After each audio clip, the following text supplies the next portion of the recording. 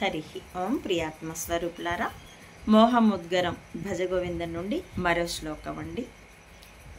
నళినీదళగత జలమతి తరళం తద్వజ్జీవితమతిశయ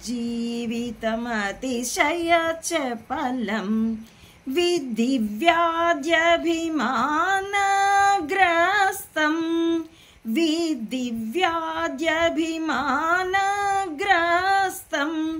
లోకం శోకహతం చ సమస్తం భజ గోవిందం భజ గోవిందం గోవిందం భజ మూఢమతే.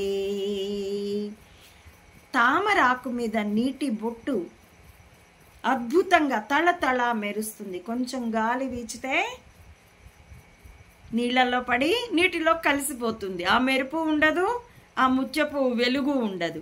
అలాగే జీవితం అతిశయ చపలం. ఈ జీవితం కూడా ఎంతో చపలం, తాత్కాలికమైనది, చెలించేటటువంటిది, చపలం, కదిలేటటువంటిది.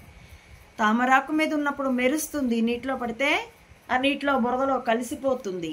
అలాగే సుఖం వచ్చినప్పుడు చాలా గొప్పగా ఉంది అనిపిస్తుంది నీకు ఇష్టమైనవి ప్రాప్తించినప్పుడు, అప్రియమైనవి ప్రాప్తించినప్పుడు దుఃఖం అనిపిస్తుంది. కానీ విధి తెలుసుకో, వ్యాధ్యభిమానగ్రస్తం, అవన్నీ నీ యొక్క అభిప్రాయాలతోనే, నీ అభిమానాలతోనే నడుస్తున్నాయి. లోకం మొత్తం తరచి చూస్తే శోకహతం చ సమస్తం, శోకంతోనే అంతరిస్తుంది. పుట్టినాడు పండగ చేస్తారు, బారసాలాలు చేస్తారు, మా ఇంట్లో అబ్బాయి పుట్టాడు లేదా అమ్మాయి పుట్టిందంటూ పండగ చేస్తారు. పోయినాడు దుఃఖిస్తారు. జీవితపు ఆఖరి దశ దుఃఖమే. మరణం దుఃఖమైనప్పుడు దుఃఖంతోనే కదా అంతమవుతుంది.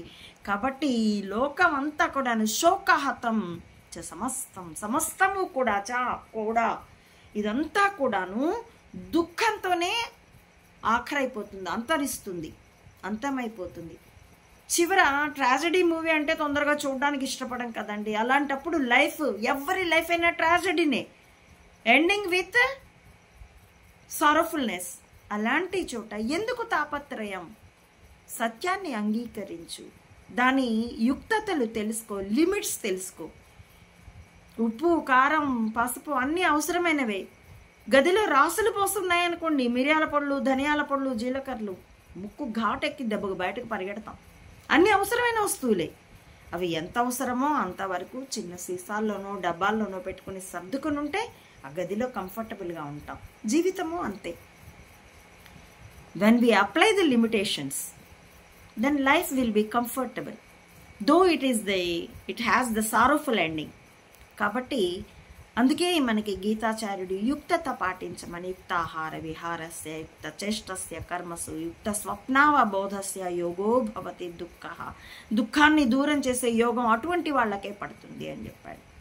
కాబట్టి ఈ మృత్యువుతో అంతమైపోయే, దుఃఖముతో, శోకంతో అంతమయ్యే ఈ లోకాన్ని, ఈ శరీరాన్ని, ఈ జీవితాన్ని ఉపయోగించుకుంటూ దుఃఖరహితమైనటువంటి ఆత్యంతిక దుఃఖ నివృత్తి, పరమానంద ప్రాప్తి అయినటువంటి ముక్తిని, ఆత్మతృప్తిని, ఆత్మస్వరూపానందాన్ని పొందేదాము గాక.